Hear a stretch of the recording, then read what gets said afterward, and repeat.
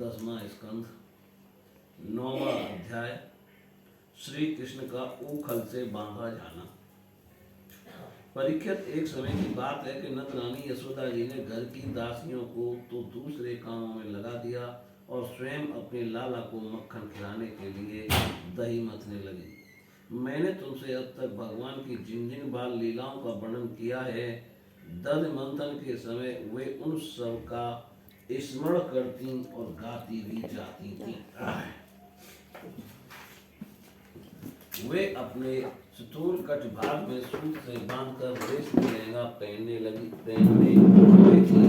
वे स्तनों में से पुत्र स्नेह की अधिकता से दूध चूता जा रहा था और वे कांप भी रहे थे। नीति खींचते रहने से बाहें कुछ थक गई थी, हाथों के कंगन और कानों के कर्णपूर हिल रहे थे, मुंह पर पसीने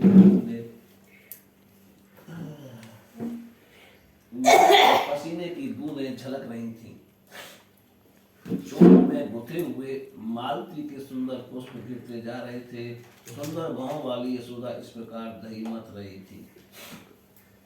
उसी समय भगवान श्री कृष्ण स्तन पीने के लिए दही मथती हुई अपनी माता के पास आए। उन्होंने अपनी माता के हृदय में प्रेम और आनंद को और भी बढ़ाते हुए दही की मथनी पकड़ ली तथा उन्हें मथने से रोक दिया। श्री कृष्ण माता यशोदा जी की गोद में चढ़ गए। बात्सल स्नेह की अधिकता से उनके स्तनों से दूध तो स्वयं झरी रहा था।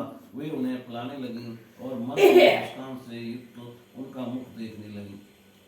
इतने में ही दूसरी ओर अंगीठी पर रखे हुए दूध में उफान आया। उसे देखकर यशोदा जी उन्हें अतृप्त ही छोड़कर जल्दी से दूध उतारने के लिए चली गई। इससे श्री कृष्ण को कुछ क्रोध आ गया। उनके लाल लाल होठ फड़कने लगे। उन्हें दांतों से दबाकर श्री कृष्ण ने पास ही पड़े हुए लोहे से दही का मटका फोड़ फाड़ डाला। बनावटी आंसू आंखों में भर लिए और दूसरे घर में जाकर अकेले में बासी माखन खाने लगे। यशोदा जी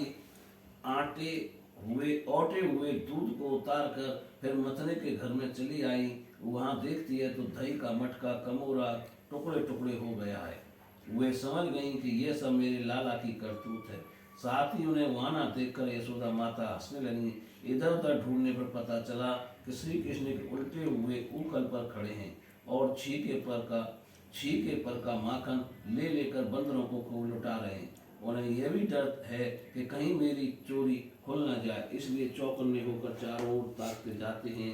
यह देखकर यशोदा रानी पीछे से धीरे धीरे उनके पास जा पहुंची।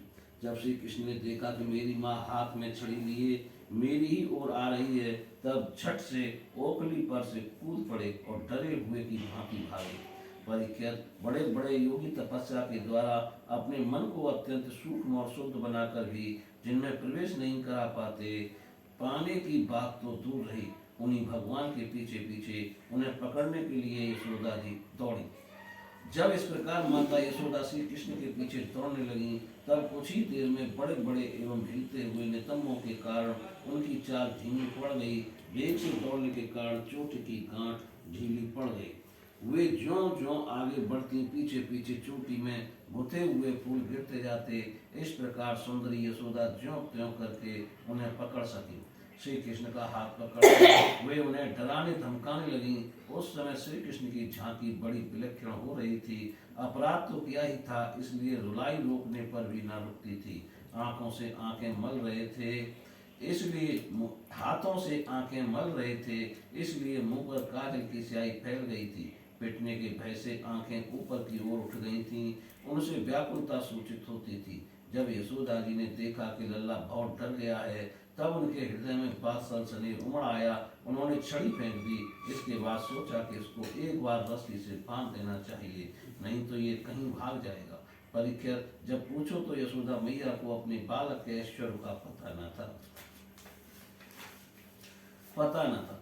जिसमें ना बाहर है, ना भीतर, ना आद है और ना अंत, जो जगत के पहले भी थे, बाद में भी रहेंगे। इस जगत के भीतर तो है ही भारी रूपों में भी, और तो क्या, जगत के रूप में वे स्वयं वही हैं।